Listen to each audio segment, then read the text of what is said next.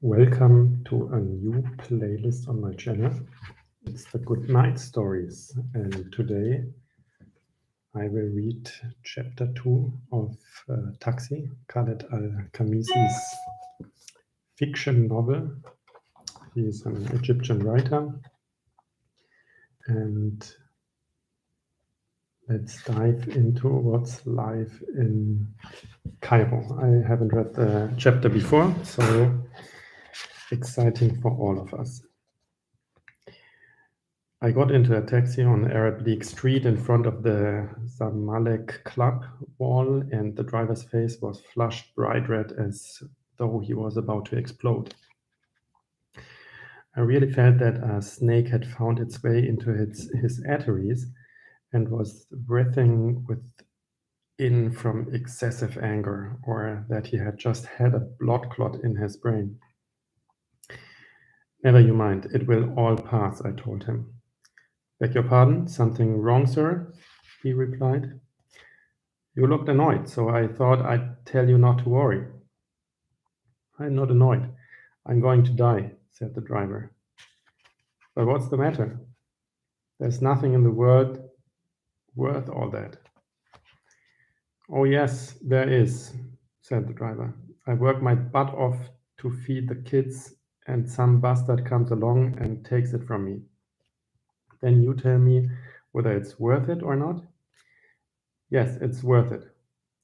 I'm worked to exhaustion. Not like you, sir, all calm and serene. What are you talking about? I asked. You want to take out your anger on me? Just tell me what happened. I picked up a guy at Nasser City, and he told me to go to the Muhandisin. And I said, okay. The road was jammed and flyover was completely blocked.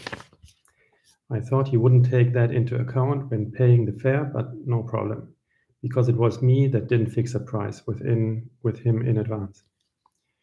When I came down on the Agusa Corniche, he told me to turn into Sphinx Square, and I did. He said, take the first turning and park here, past Omar Effendi, because we are going to set up a checkpoint here.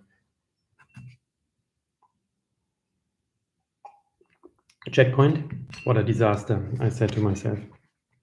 Anyway, he turned out to be a police sergeant in plain clothes, and obviously he wasn't going to pay me anything. I stopped the cab, and the next thing he was saying, your license and your papers, you son of a bitch. But why, officer, I said.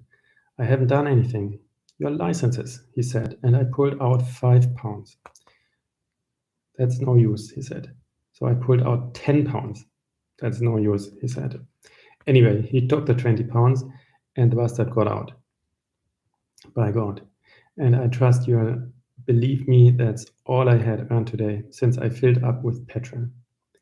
I could readily have throttled him, but I thought of my kids and the old woman. But I'm an idiot, because now I die from the bitterness. I should have killed him, alive for alive. He was just like a thug, frankly, I said. Thuggery big time, said the driver. There's no one of those bastards who doesn't take bribes or steal. Many could destroy their father's house, just as every day they destroy ours. One of the most popular pastimes for Cairo taxi drivers is insulting the Interior Ministry and respecting, revering, and venerating it at the same time, because they, the drivers, and the Interior Ministry, Traffic's department, are always out on the streets. Stories in this area abound, but this story was a violent slap in the face. I had often heard condemnation of the policemen in my magic Cairo, but I had never been as sympathetic as I was with this poor man, the victim of this policeman. The new concept of policeman with the title of Amen was a beautiful dream in the early 1970s.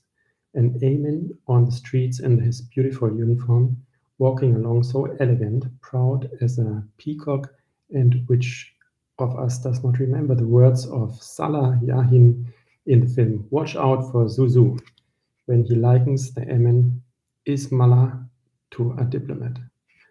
How did this dream over the past 30 years turn into a nightmare haunting the streets of Egypt? That was chapter 2. There's an author's note. Some people advised me to write that some of them take bribes rather than all of them, as the driver said.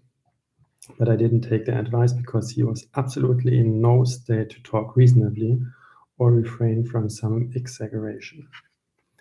Okay, and like with any good book,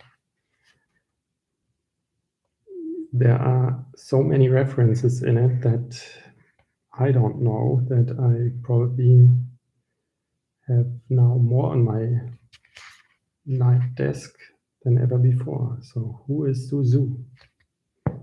Let's see, maybe in one of my next good night stories.